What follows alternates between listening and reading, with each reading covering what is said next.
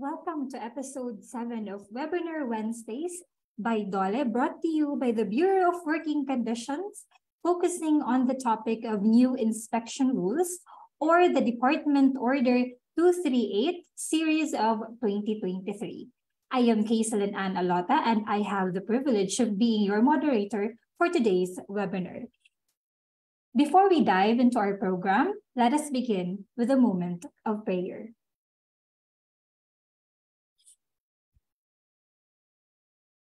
Let us bow our head and put ourselves in the holiness of God the Father, the Son, and the Holy Spirit. Dear Almighty and ever-loving God, we glorify and thank your name. You have showered us with so much blessings, and your presence continuously reminds us of your faithfulness and guidance. May we humbly ask you to shower our speaker today so that he may share the most of his knowledge, his field of expertise, and to his respective topics. May we also absorb the invaluable knowledge, experiences, and put it into practice that we may learn today. Your infinite blessing would mean the success of this webinar. May we be a living witnesses of your genuine love through the enactment of the knowledge acquired through this activity.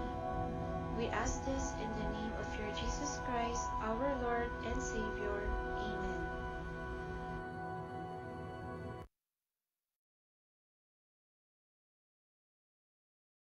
Now, let's extend a warm welcome to all our participants joining us for today's Webinar Wednesdays.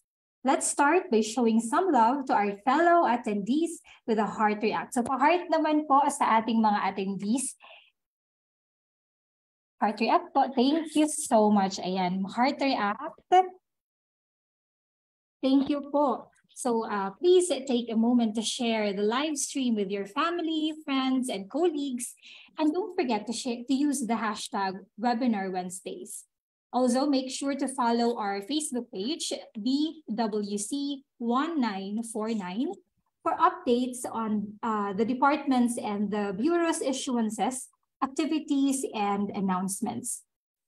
If you have any questions during the session about the topic, feel free to type them in the comment section, and our speaker will address them at the end of her presentation. Now, to enhance our understanding of our audience, we'll be using a tool called Slido. So kindly open a new tab and enter slido.com or scan the QR code, which I will show on the screen.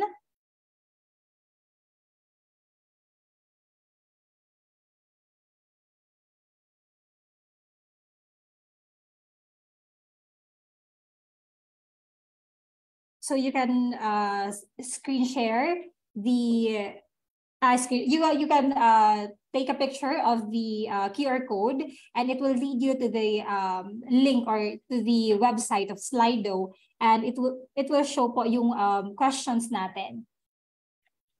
Ayan, so we already have, may pumasok na po ng mga nagsagot, and based po sa mga participants, mas madami po ang ating female participants today. So we have 75% female, 14% male, and may 6% po tayong LGBTQ++. Now let's move to our next question. So our next question is, what is the employment size of your company? So ano ang size ng company na pinagtatrabuhuan natin? Base po sa ating poll, ang participants natin, karamihan po ay nasa isang medium-sized na company of about 37%, and we also have 37, okay, so nagbabago po ang ating poll. So ngayon naman po ang nag-change po, halos pantay po si medium and large na sized companies, and we have 18 or 19% na small size na companies. Nagaling po sa small, and 7% po ay nagtatrabaho sa isang micro establishments. Now we move to our next question. From what sector or industry are you? So ano ang sector or industry na pinagtatrabuhuan natin? Either are you from the manufacturing, construction, wholesale or retail, admin and support services? Ayan. So base po sa ating poll, we have 29% na manufacturing, 21% or 20% from the wholesale and retail, as well as the admin support services. And we have 18% po na from construction. And 7% from the accommodation and food services. And so, ito po ang ating mga participants for today sa ating Webinar Wednesdays.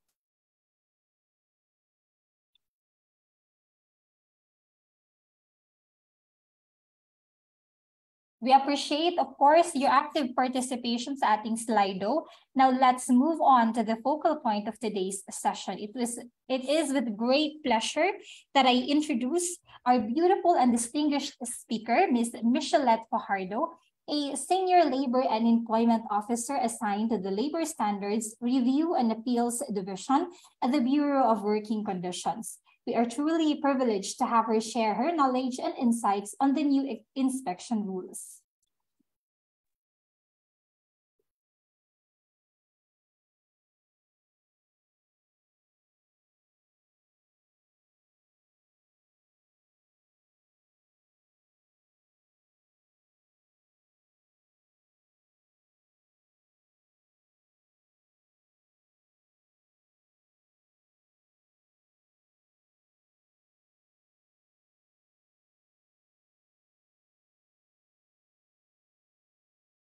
So, ayan. Thank you very much for that overwhelming introduction, Ms. Cassie. For checking lang po, clear po ba ang audio natin? Can I please get thumbs up for our audience po? Alright. So, before we start, let me greet you ng isang maganda at mapagpalang hapon sa inyong lahat. Maraming salamat din po sa patuloy na pagsuporta ng ating Public Webinar Wednesday. Muli, ako po si Michellette S. Fajardo, ang inyong resource speaker lecturer for today. So as mentioned earlier, our topic for today is the revised rules on the administration and enforcement of labor standards pursuant to the Article 128 of the Labor Code of the Philippines, or also referred as the new inspection rules, or the Department Order 238 series of 2023 that was superseded the Department Order 183-17. So for the flow for today's session, first, I will be providing you with a brief background on policy development process, as well as the legal basis of our inspection rules. Second, I will be discussing with you the salient concepts and the features of the new rules. And lastly, the procedures and available remedies. So if you are familiar with the previous DO, which is the DO 183 series of 2017, sa mga establishment or companies po na na-visit na ng ating mga labor inspectors, may pagkakahawig po ang previous DO 183 natin sa new DO 238. Meron lang po mga new rules na in-incorporate dito, and we will further discuss it in detail later on.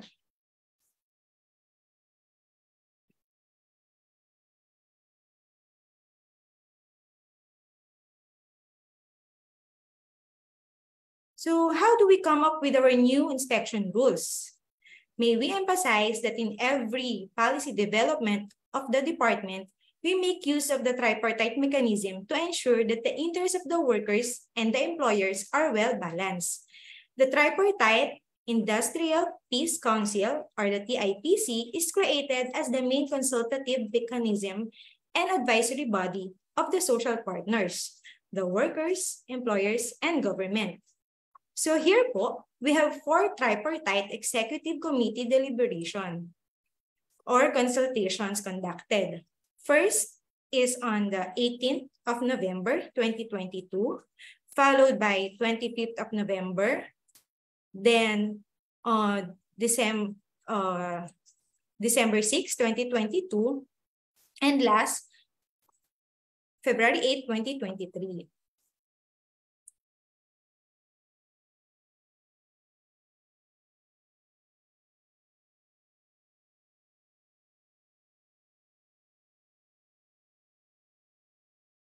The DO 238, or the revised rules on the administration and enforcement of labor standards, are signed by our Labor Secretary on April 12, 2023, and was published in the Manila Times on April 14, 2023, and became effective on April 29, 2023, or after 15 days after its publication in a newspaper of general circulation, as provided po ng ating civil code na ang batas natin ay magte-take effect lamang pagkaraan ng 15 araw pagkatapos malathala sa Official Gazette o pahayagan.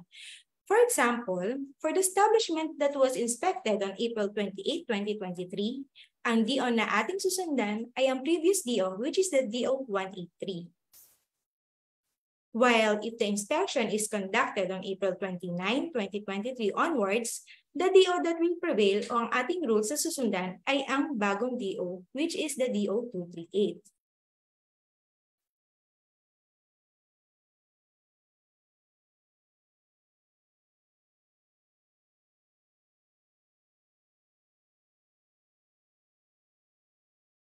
So what's our legal basis in creation of the DO?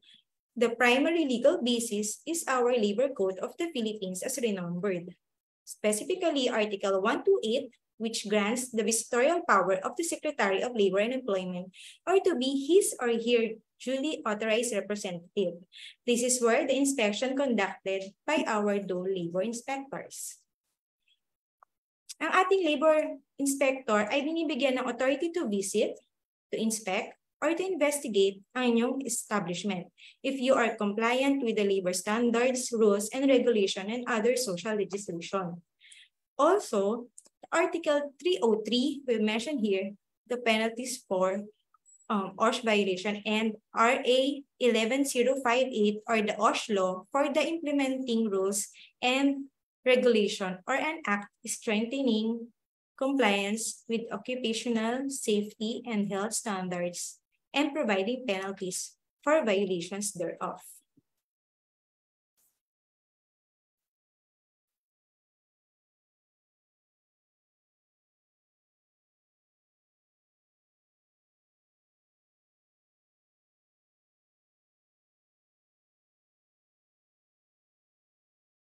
So the general labor standards in our labor code and the OSH standards, these are the substantive rights given to workers. And the question here is, how does the government ensure compliance of these standards? The answer to this question are the development of these administrative and enforcement approaches of the DOLE DO 238. First approach is the TAV, or the Technical and Advisory Visit, and this TAV is already a reintroduction with minor modification. Next approach is the labor inspection and the occupational safety and health investigation when there is a report of disabling injury, imminent danger, and dangerous occurrence. And we will further discuss this in details later on.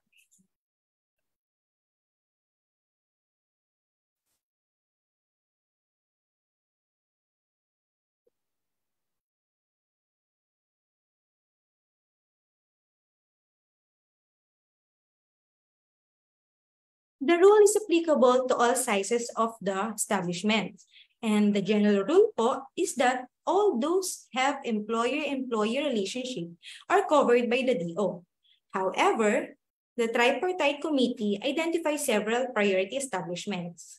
First is the hazardous work. Workers are exposed to higher risk of hazard and danger, which can lead to illness and accidents sa workplaces. As much as possible, we prepare na wag umabot sa OSH investigation. How to avoid? Syempre, we need to comply on the standards. Second, we prioritize those establishments employing children. Bakit po? Because we need to check or verify if the work exploit the child in some way. Physically, mentally, morally, or blocking their access to education.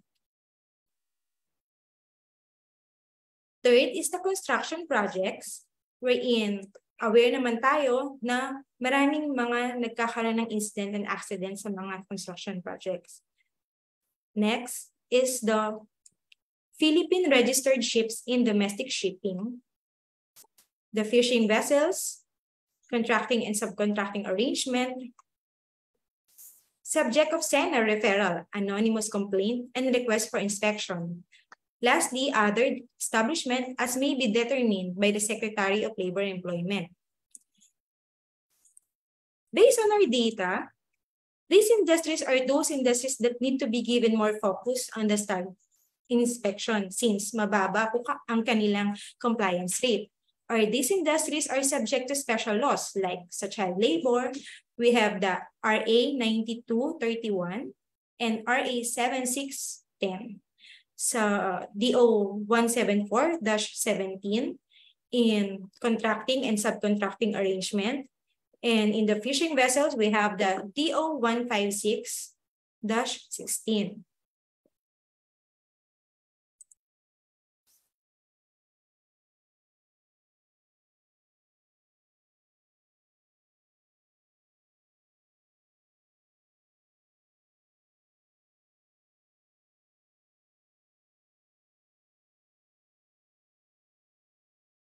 So question po, lahat po ba ng DOLE employees are allowed to conduct labor inspection of the establishment? The answer is no. Not all employees of DOLE are given the authority to conduct labor inspection. The authority to exercise the visitorial and enforcement power of the secretary may be delegated to a specified competent persons. These persons possess adequate knowledge, training, and skills on GLS and OSH to conduct the inspection. These are the following: labor inspector, assistant labor inspector, and a special inspection team. For example po, upon the conduct of labor inspection, may nagpakilalang labor inspector mag-i-inspect sa ating company. What will you do? The establishment representative may verify the legitimacy of the inspection by asking a copy of his/her authority to inspect with corresponding validity dates of inspection. You may also ask for his or her DOLE ID, and maaari din pong tawagan ng DOLE Regional Office if empleyado po ng DOLE and is granted by authority to inspect. Pwede din i-verify sa DOLE website ang name ng ating mga labor inspectors. Yearly po, the Labor Secretary issued a general authority wherein nakalista ang ating mga labor inspector nationwide.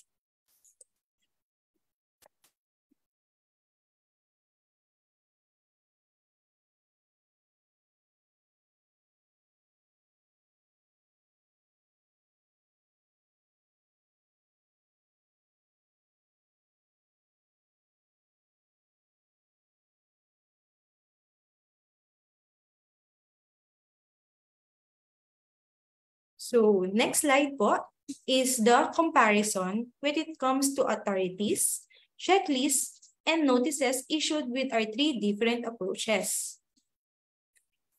The authority to inspect is a written authority issued by the Secretary of Labor or his duly representative to conduct inspection. So mostly po, ang signatory po nito ay ang regional director po ng ating DOLE Regional Office. Then, the inspection checklist naman po is a document, a hard copy or e-copy that contains indicator to determine compliance sa ating standards. So here po, sa labor inspection, they have the authority to inspect. Next is the inspection checklist. And then, the notice of inspection result na i-issue nila kay employee. Affix the signature of the employer representative and the employer representative. Next is the OSHI, or the Occupational Safety and Health Investigation, wherein they have the authority to investigate, investigation checklist, and notice of investigation results. While on TAW naman, we have the authority to visit, visit checklist, and notice of visit results.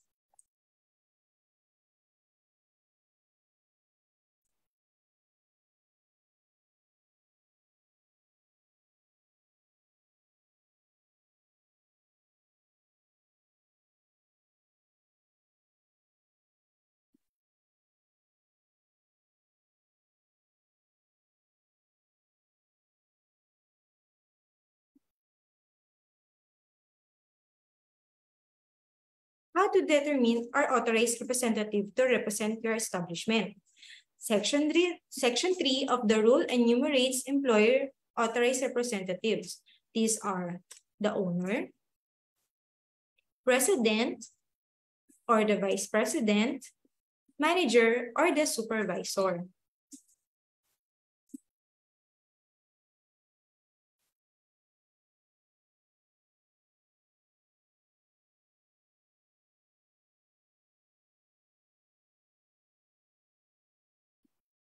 While on the authorized representative for the employee naman is kung sa organized establishment po, we have the designated SEBA or the sole and exclusive bargaining agent named in the CBA or the collective bargaining agreement.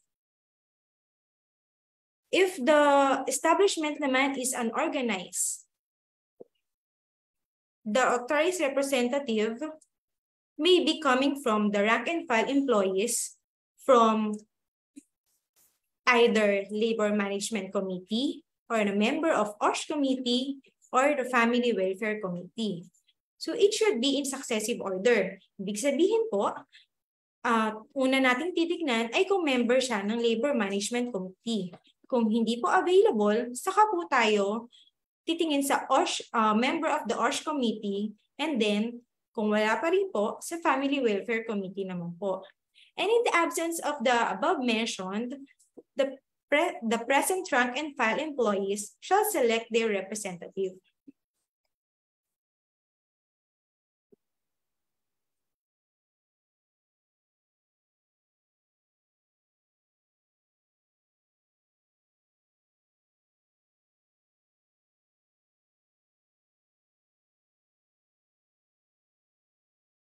So, ano-ano po yung mga kailangan ni Labor Inspector? Pagdating po ni Labor Inspector, ang possible po niyang mga hingin ay ang mga employment records. So, the representative of the establishment shall prepare those employment records. This must be kept and maintained for 3 years. So, it must be readily available for presentation during the inspection. If the employment records naman po ay centralized recording system, magpo-provide po ng access si employer representative or magpiprint ng copies para sa ating labor inspection.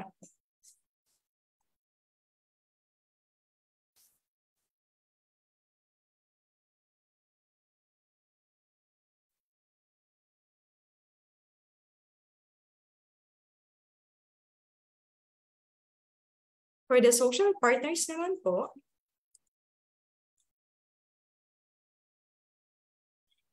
these are the qualified representatives of legitimate labor organization, legitimate workers, associations, chartered locals, national unions or federation, accredited integrated professional organizations, non-government organizations, and employer organizations that may be authorized to participate in the conduct of inspection of the establishment, subject to guidelines issued by the Secretary of Labor and Employment.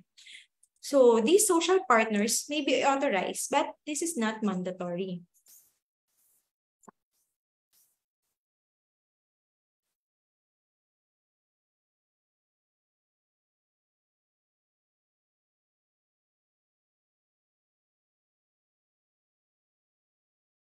So let's discuss in detail our three different administrative enforcement approaches.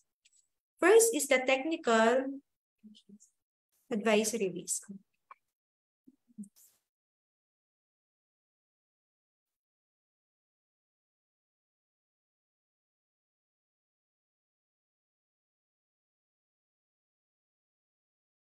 Basically po, our top approach is for the micro-establishment.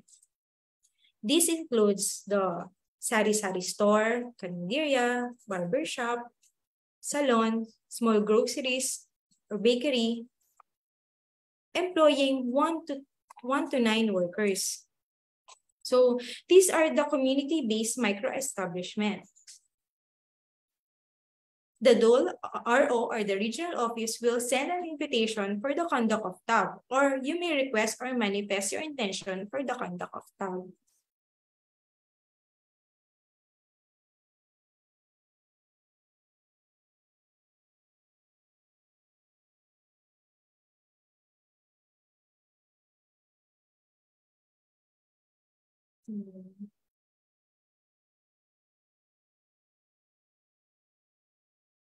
How to avail the TAB?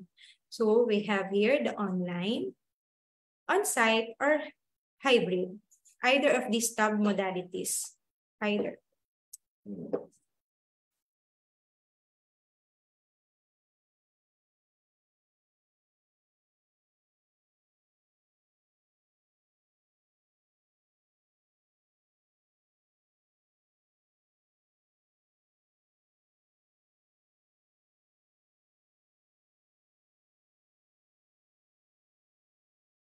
So first, the online. For the online session po, you will watch videos prepared by Dole Bureau of Working Conditions, and you may access this video via Learning Management System at https://tab.dole.gov.ph/ Micro-establishment may enroll in self-paced technical advisory modules through the Learning Management System, and they shall complete the modules within 1 month from the registration, which is feasible since short videos lang naman po yung mga papanoorin natin. So, pwede po tayong manood habang kumakain, pwedeng habang nagpapahinga, or habang meron tayong iniintay. Pwede din pong manood habang nagsa-cellphone. Ayan. So, this is the sample screenshot po ng ating learning management system. So, dito po makikita natin yung mga modules na papanoorin natin. For example, the minimum wage, premium pay, overtime, night shift. So, dito meron po tayong makikita mga short videos. So, by the way, this is progressive po pala. So, kailangan nating isa-isahin yung mga videos at matapos hanggang sa huli. For within 1 month.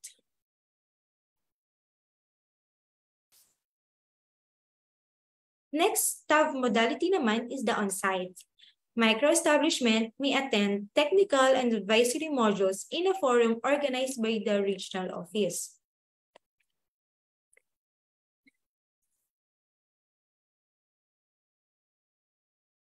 So, for the on-site, Dole or the regional office will set the conduct of tab participated together with other micro-establishment. This may run from 4 to 5 hours or half day, depends to our facilitator. Next po is the hybrid. This is actually a combination of online and on-site. Micro-establishment may enroll in the on-site sessions and attend virtual meetings and webinars through various online collaboration platform. For example, ang ating Messenger, Google Meet, or Zoom. Next is our training modules. These are the general labor standards, occupational safety and health standards, child and welfare, productivity toolbox, visit checklist, and action plan. Sa general labor standards, as I mentioned earlier, andun po yung ating mga minimum wage, terms of payment, meal period, night shift differential, overtime pay, payment ng remittances, coverage po ng ating mga remittances sa mandatory benefits. For example, SSS, PhilHealth, or Pag-ibig. While in the occupational safety and health standards naman, andito po yung ating Rule 1020 or Registry of Establishment ng ating mga program and policies, report on safety and organization or the Safety and Health Committee. And sa child and family welfare naman, yung ating child permit. Sa family welfare, provisions of the family welfare naman for companies employing 200 and more workers. Sa productivity toolbox, ito po ang sa NWPC natin, sa National Wages and Productivity Commission. Visit checklist and action plan. Sa visit checklist po, ito ay pinaprovide ni labor inspector wherein makikita natin yung compliance natin dito sa mga standards na to. And action plan po, kapag mayroong mga non-compliant, our labor inspector will help us formulate an action plan to comply our non-compliance. So for the next approach naman is the labor inspection.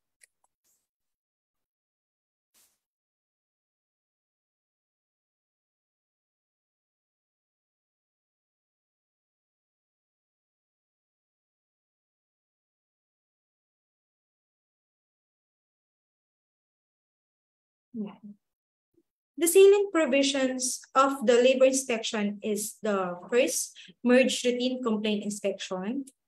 Before po kasi we have the routine inspection and the complaint inspection. So ngayon po sa ating bagong rule ay naging inspection na lang siya. So nawala na po ang routine, hindi na rin po natin, wala na rin po ang complaints. Inspection na lang po ang tawag natin dito. And the numbers of days to correct violation is 20 days from the receipt of the notice of inspection rule results. Next is the endorsement of findings on violation of mandatory social benefits. So sa mga non-compliant sa mga mandatory benefits natin, remittances or non-coverage po ng SSS, PhilHealth, Pag-ibig, binibigyan po natin ng listahan ang mga government agency, kanilang jurisdiction, and para po sila na po ang umaksyon sa mga violators na establishment natin. And next po is the express provision for an initial factual determination of jurisdictional requirement. As provided by Rule 5 po of the inspection, there is express provision. This refers to the existence of the employee and employer relationship. So, si labor inspector po ay magdetermine na kung meron po employment and employer relationship.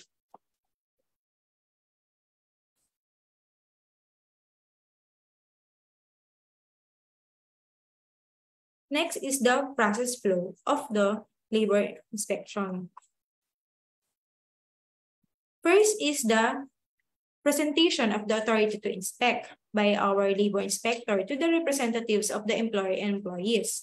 Next is the conduct of inspection, wherein we have the opening conference with the representative and the examination of the records for the employment records for 3 years. And the labor inspector may interview employees. And lastly po, possible din na mag-inspect ng premises or mag-ikot-ikot sa establishment si labor inspection for the verification ng compliance ng ating OSH. So after the conduct of inspection, we will issue a notice of inspection result. So before ma-issue yung notice of inspection result, magkakaroon tayo ng closing conference. And then, ipapresent ni labor inspector ang ating inspection result containing the findings ng ating inspection.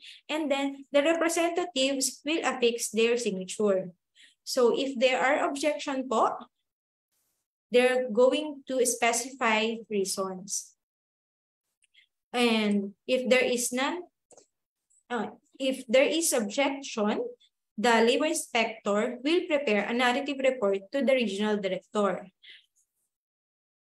And if there is non-compliance, the staff will have 20 days to correct or to comply. So, failure of refusal to comply shall be deemed willful.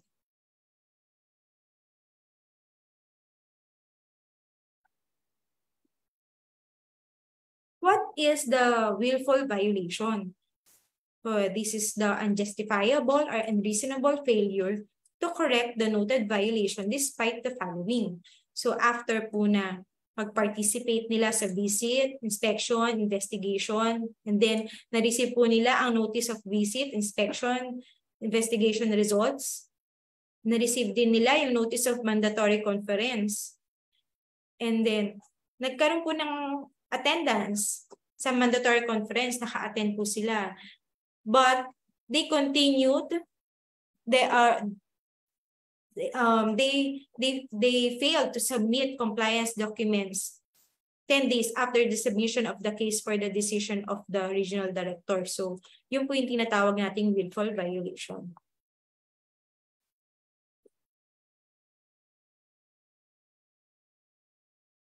Next is the subcontracting arrangement.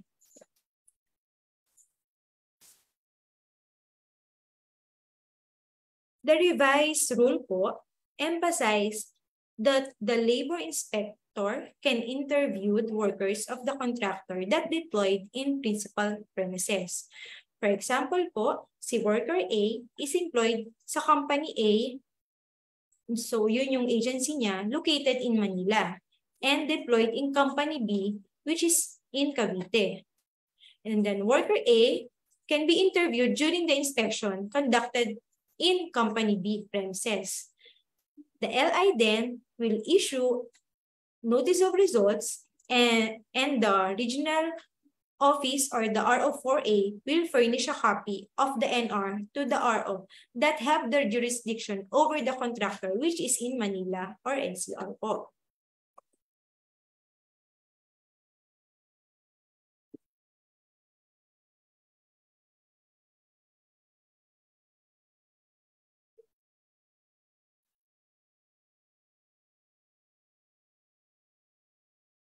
So next approach is the Occupational Safety and Health Investigation, or the OSHI.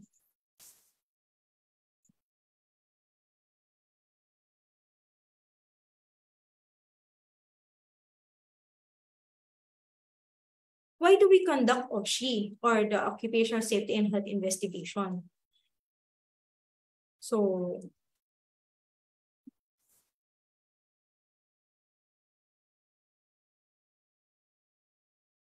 observes OSH violations in plain view. Plain view po, for example, there is a construction of high-rise building, and nakita po ni inspector na yung workers have no PPE. That itself is a plain view that nakita ni labor inspector that there is violation that is being committed. So sa pag ganun po, pwedeng pumasok si inspector, pwede na po siyang mag-inspect noon. Since nakita po niya yung violations ng worker or violation ng establishment. And then, next po is when they receive informations on imminent danger or dangerous occurrence. As defined po ng BO 198 natin, as any condition or practice in any place of employment in which a danger exists, which could reasonably be expected to cause death or serious physical harm, either immediately or before the danger can be eliminated.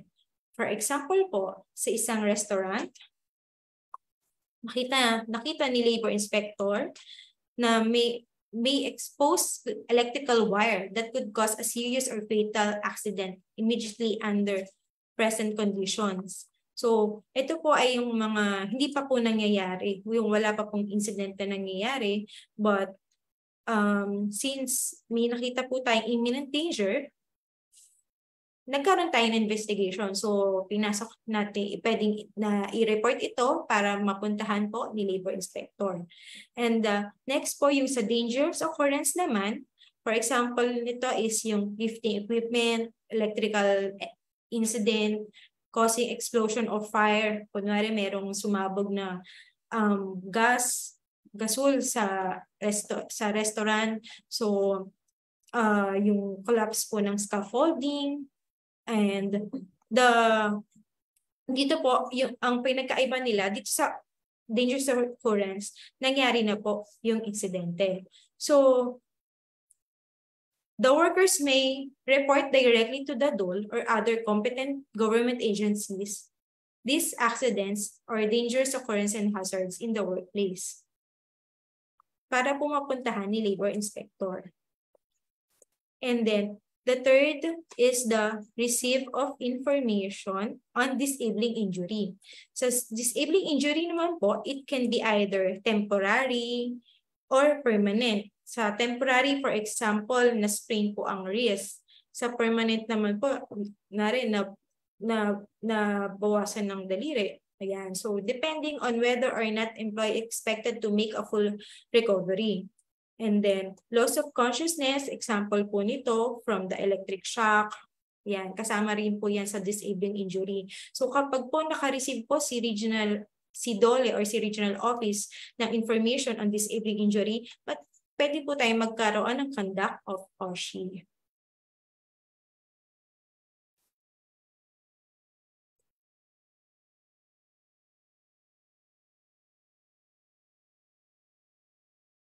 Next po.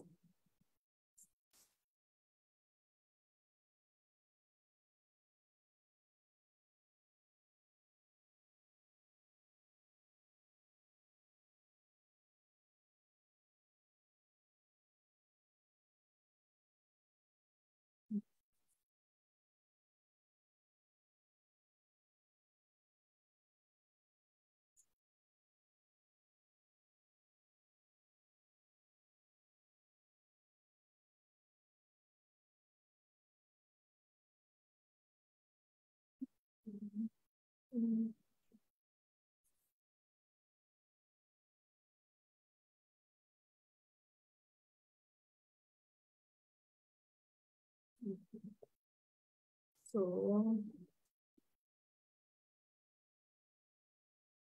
yan. For your process flow naman po, we have here the process flow ng ating occupational safety and health investigation.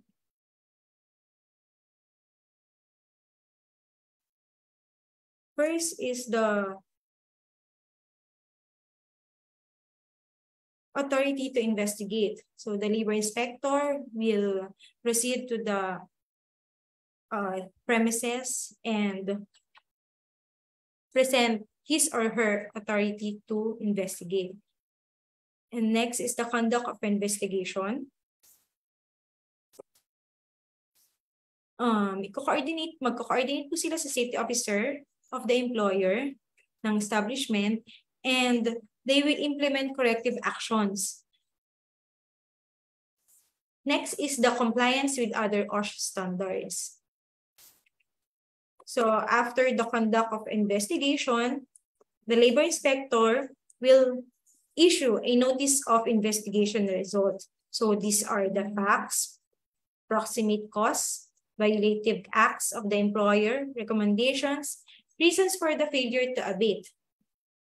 So if the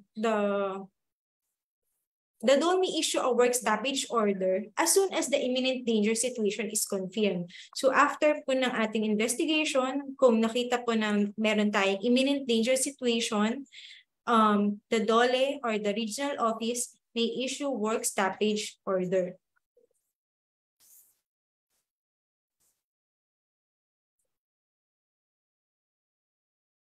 What is work stoppage order? So, kakaroon tayo ng WSO if the imminent danger cannot be abated during the investigation. And there is a non-compliance with OSH, causes a grave and imminent danger to the health and safety of workers, or might be resulted in a dangerous occurrence.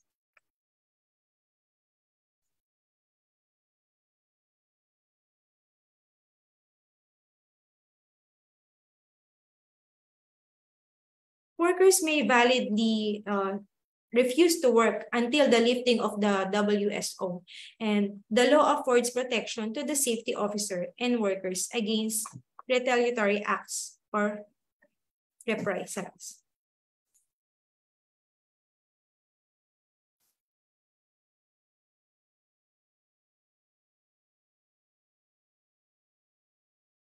So next po, within the 24 hours after the issuance of WSO, magkakaroon po tayo ng hearing.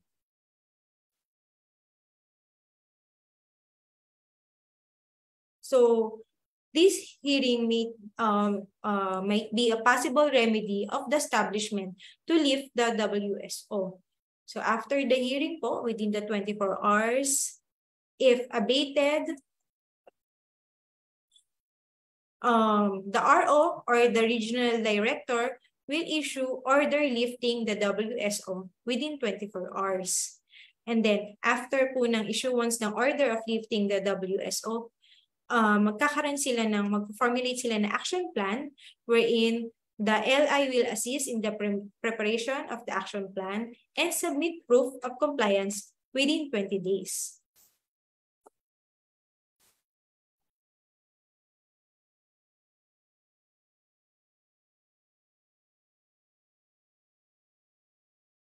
Refusal of access.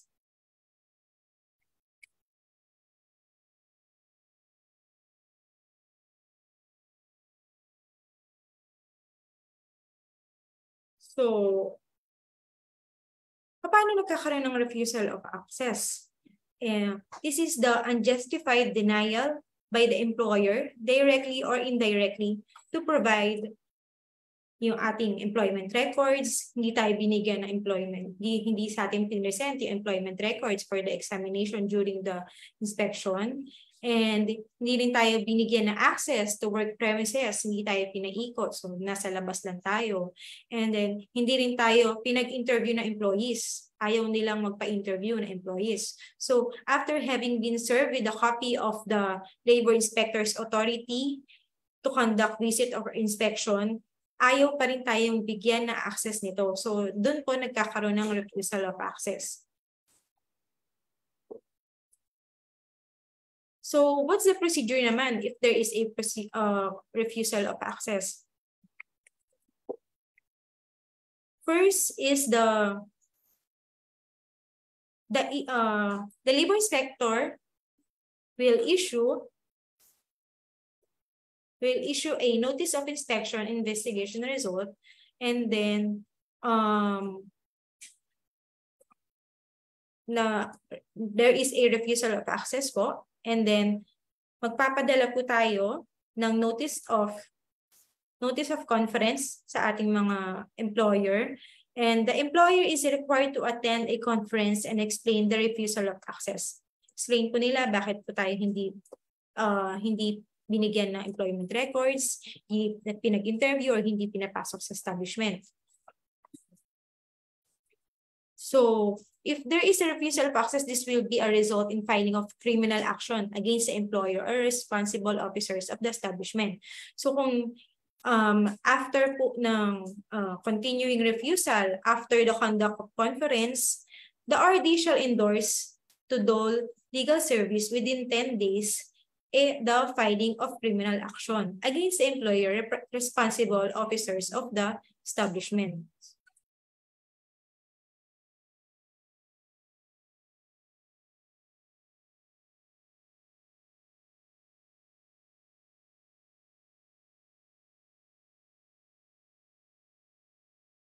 For the disposition of cases naman po,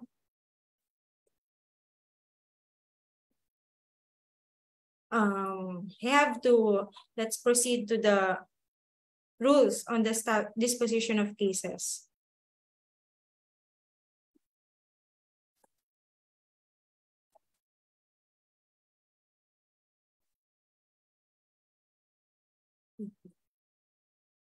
First, if there is a non-compliance, the regional director will issue a notice of mandatory conference. So within 5 days po from the notice of visit result or lapse of the correction period, magpapadala si regional director ng notice of mandatory conference. And then, kakaroon po ng 2 schedules of the mandatory conference, and 40 days. Within 40 days, the first conference will be conducted within 10 days after the issuance of notice of the mandatory conference.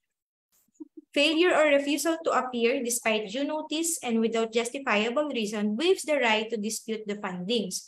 So kung hindi po sila umattend sa mandatory conference, mag-i-issue na ng compliance order si regional director. So the compliance order naman po may be terminated in case of the following. If nagkaroon na po ng compliance, nagkaroon sila ng compromise agreement, and nakita po na there is a lack of employer-employee relationship or there is lack of jurisdiction.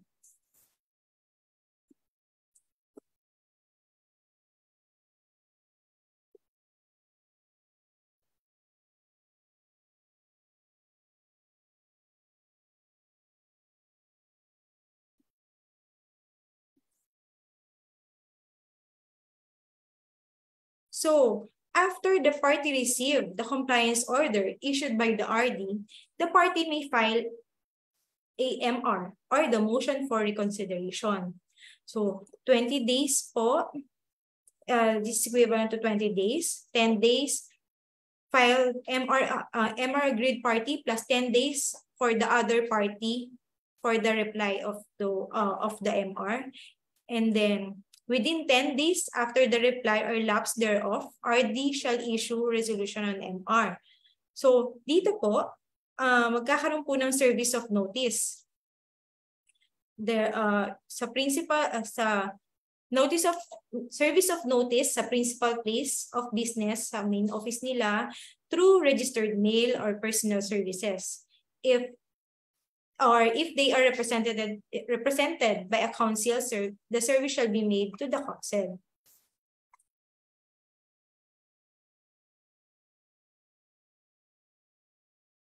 So after po ma-serve, if the issue will the regional director will issue, if there is no MR filed or no appeal perfected, the regional director shall issue a notice of finality.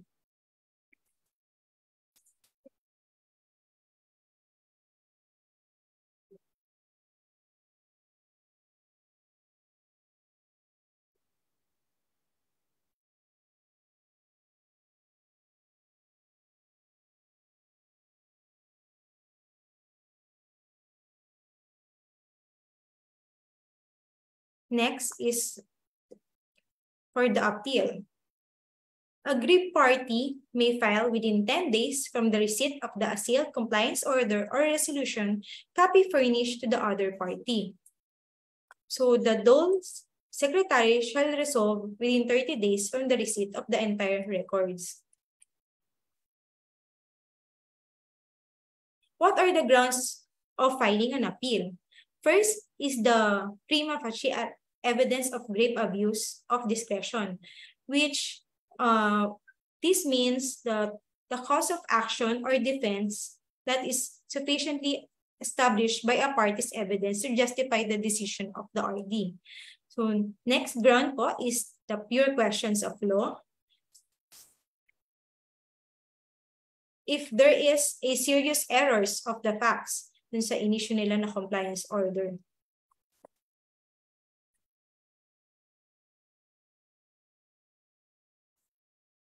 Next is the compromise agreement.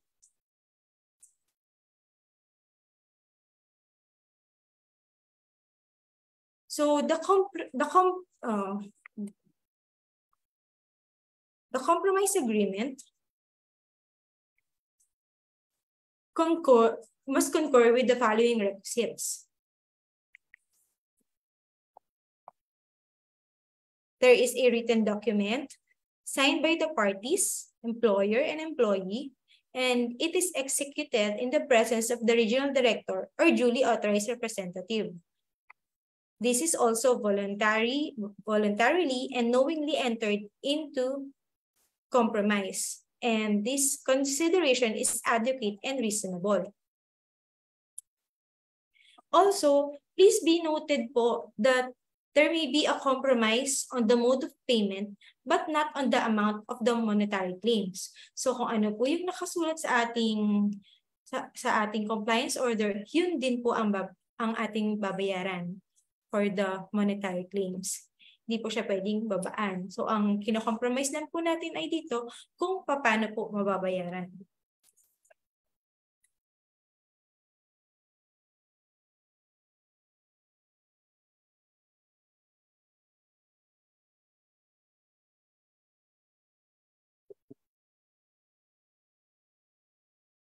So That's end my presentation and the new rules of inspection. Thank you very much for watching our session for today. Back to you, Ms. Cassie.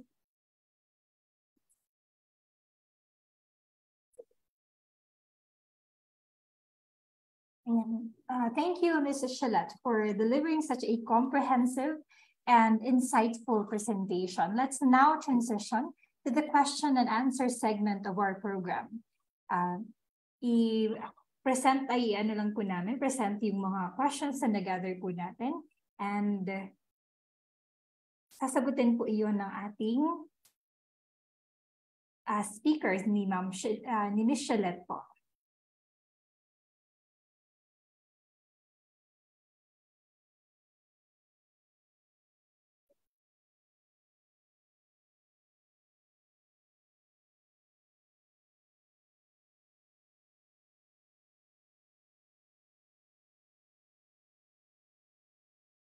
And so for our first question,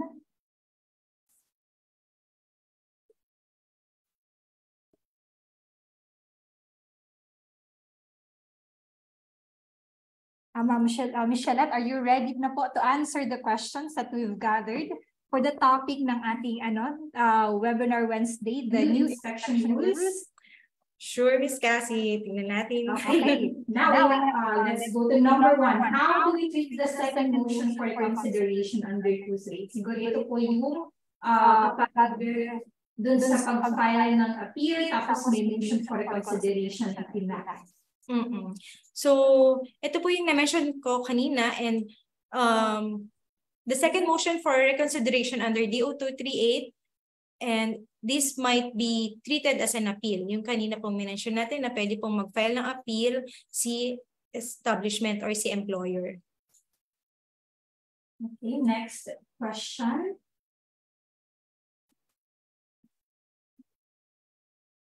For the next question, regarding the agreement on the schedule of payment of the award, do you have a limitation for the period, like if it should be payable within 6 months or 1 year, or depends on the agreement of both parties? Will it be based on our discretion? What will be the reasonable time? So siguro ang tinatanong dito ng ating stakeholder or ng ating participant is kapag nag-enter sila, kasi parang na-mention yung mga yata earlier na may compromise po na ang compromise hindi po doon sa amount, but rather sa schedule of payment. So, paano daw po ba iyon?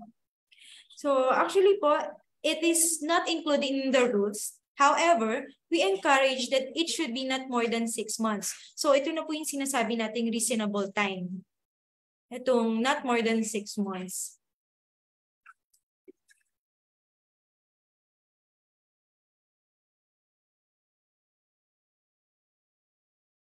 For question number 3, suppose that the safety officer is doing a supervisory function. Are they allowed to represent the management during the safety inspection?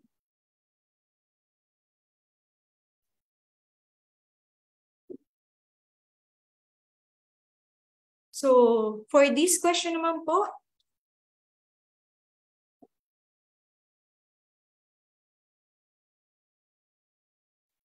the safety officers have responsibilities to both management and to the workers.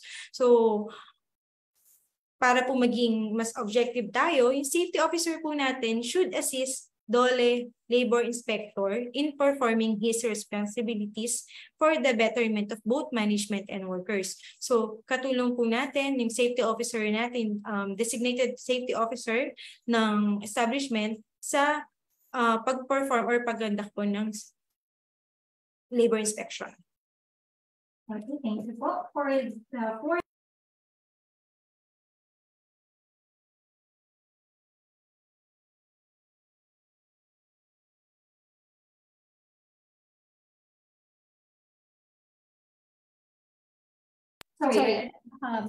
is there a specific date on when the establishment should be inspected? The date of the inspection will be the date within the validity of the authority of the date of inspection. So yung ating authority to inspect, meron tayong validity date doon. So doon po natin makikita yung kung valid po yung ating inspection date. Thank you po for the next question, number 5. Can the assigned safety officer be any of the rank and file employees as long as they have the safety officer certification?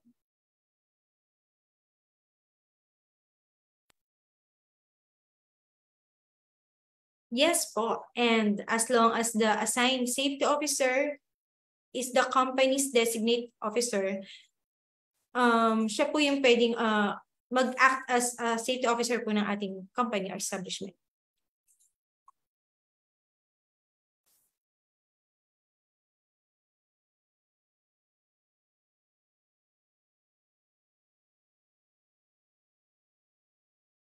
For number 6,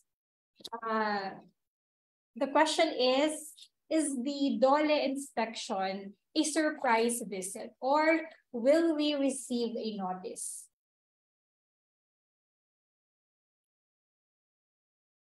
The notice of inspection is not part of the new inspection system. So dito po sa ating DO238, wala na po tayong notice of inspection or the inspection notice.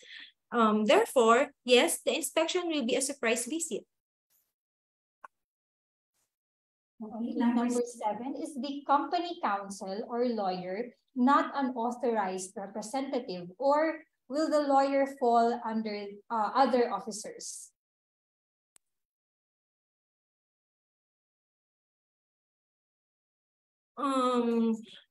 For this question po, authorized representatives are determined by the employer unless the company counsel is named as authorized counsel by the employer. He or she cannot assume that she is an authorized representative. Thank you for the question number 8. Are all companies, regardless of their nature of business, required to register with DOLE and need to comply with OSH?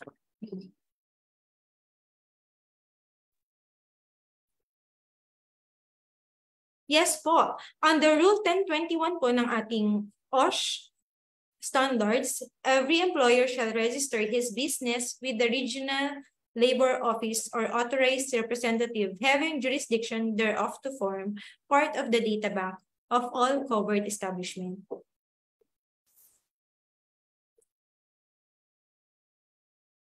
Okay, so question number 9.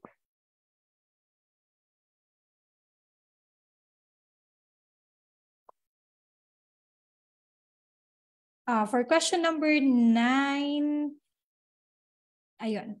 How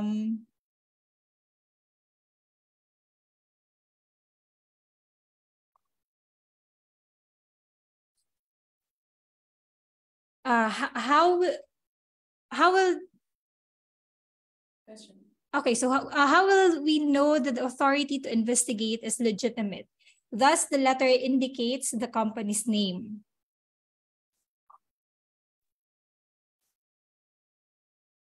So the authority to investigate is issued by the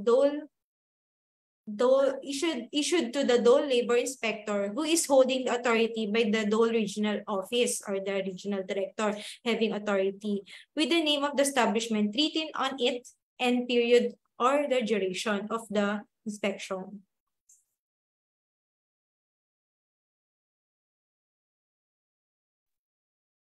And so that concludes po our question and answer program. For those questions we couldn't address from our participants po sa ating Facebook Live, don't worry because our social media team will respond to them. So if you missed any part of today's live stream or would like to revisit previous episodes, you can find them on our Facebook page. And for announcement lang po, mark your calendars because we have 2 more episodes of the Webinar Wednesdays this August. Episode 8 is scheduled for August 23. Once again, August 23 po ang ating episode 8, focusing on safety and health in the workplace, and episode 9 will follow on August 30, discussing the Construction Safety and Health Program. Now we extend our heartfelt gratitude to each of you for your attentive engagement today sa ating mga participants sa ating Facebook Live. It has been a pleasure to share this valuable information with you. We hope that this orientation equips you with the knowledge and tools to effectively uphold labor standards. And also, we extend our sincerest appreciation to our speaker, Ms. Michelet Fajardo, for her dedication in sharing her expertise on the topic. A special thanks also to the entire BWC team for their contributions to the preparation and execution of this webinar, as well as their support during the Q&A session. Finally, if you have any further questions or concerns, please don't hesitate to reach out to us at the Bureau of Working Conditions. Thank you and have a wonderful day. Para sa katanungan at karagdagang impormasyon, maaari po tayong tumawag sa DOLE Hotline 1349 o sumangguni sa mga DOLE Regional o Field Office na nakakasakop sa inyong lugar paggawa.